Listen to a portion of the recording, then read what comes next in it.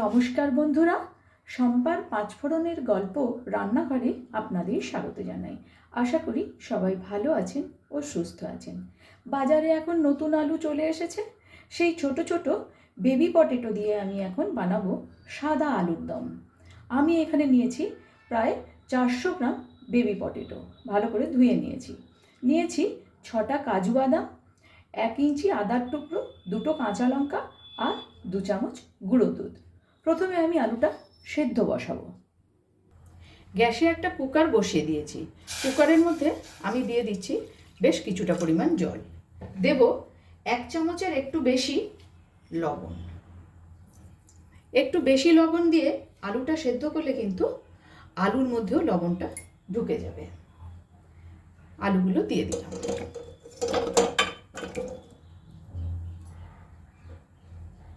এবারে মিডিয়াম ফ্লেমে একটা হুইসেল দিয়ে নেব।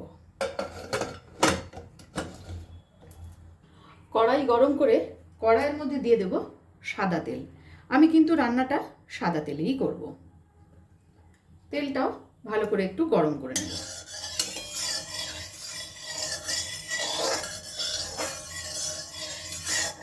এবার সেদ্ধ করে ছাড়িয়ে রাখা আলুগুলো আমি এর মধ্যে দিয়ে দিচ্ছি।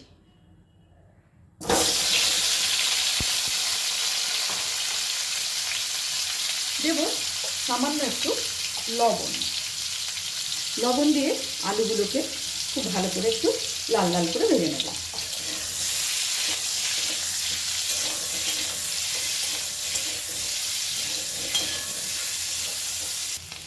আলুগুলো কিন্তু লাল লাল করে ভেজে নিয়েছি। এবার আমি আলুগুলোকে নামিয়ে তুলে রাখছি।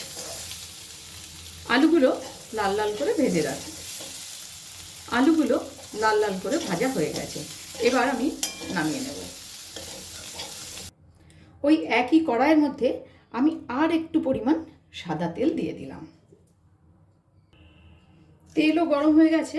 তেলের মধ্যে দিলাম তেজপাতা, দিচ্ছি শুকনো লঙ্কা, আর একটা ছোট এলাচ আর একটা দারচিনি স্টিক।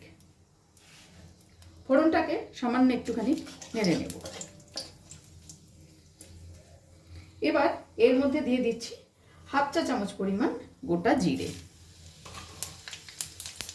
ফোড়ন থেকে খুব সুন্দর একটা গন্ধ আসা পর্যন্ত অপেক্ষা করব।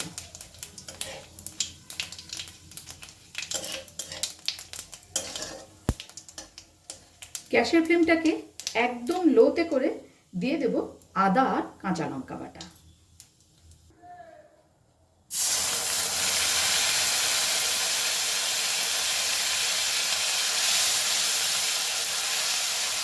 দিয়ে দিচ্ছি পরিমাণ মতো লবণ।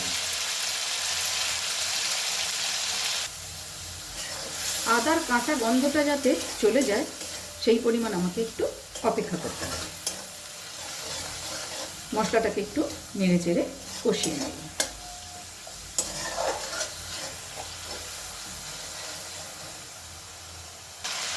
মশলা থেকে কিন্তু তেলও বের হয়ে এসেছে, অর্থাৎ মশলাটা ভালোভাবে কষানো হয়ে গেছে।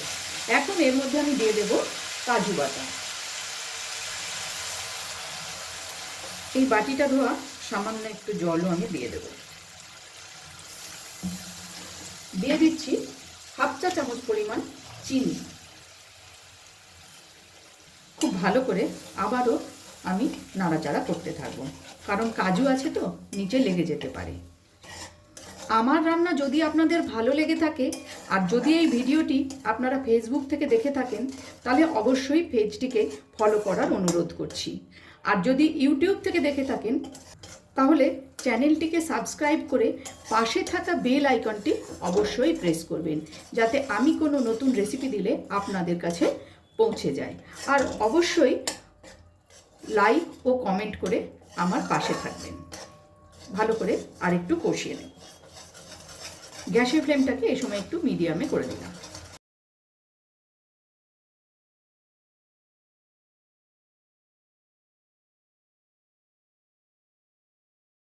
যে 2 চামচ গুঁড়ো দুধটা আমি রেখেছিলাম, সেই দুধটা আমি গুলে নিয়েছি। এবারে সেই দুধটা আমি এর মধ্যে দিয়ে দিচ্ছি। গ্যাসের ফ্লেমটাকে এ সময় একদম লোতে করে দিলাম। সব কিছু একসাথে ভালো করে নাড়াচাড়া করে নিয়েছি। এবারে ভেজে রাখা আলুগুলো এর মধ্যে দিয়ে দিচ্ছি। খুব ভালো করে একটু নাড়াচাড়া করে গ্যাসের ফ্লেমটাকে একদম লোতে করে এটা আমি প্রায় 7 থেকে 8 মিনিটের জন্য দমে রেখে দেব। ফিরে এলাম প্রায় 8 মিনিট পর। ওপর থেকে দিয়ে দেব সামান্য একটু ড্রাই রোস্ট করে রাখা কাসৌরি মেথি। ভালো করে আরেকটু মিশিয়ে নেব।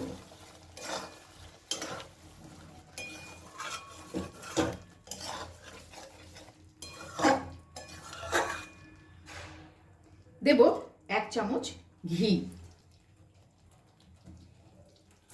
ওপর থেকে ছড়িয়ে দেব সামান্য একটু ধনেপাতা। 5 মিনিট স্ট্যান্ডিং টাইমে রেখে আমি নামিয়ে নেব। সম্পূর্ণ নিরামিষভাবে তৈরি ও অপূর্ব স্বাদের আলুর দম তৈরি করে নিলাম। ভিডিওটি আপনাদের কেমন লাগলো অবশ্যই কমেন্টস করে জানাবেন। আজ তাহলে এই পর্যন্তই। দেখা হচ্ছে সামনের ভিডিওতে অন্য কোনো রেসিপির সাথে। ভালো থাকবেন, সুস্থ থাকবেন।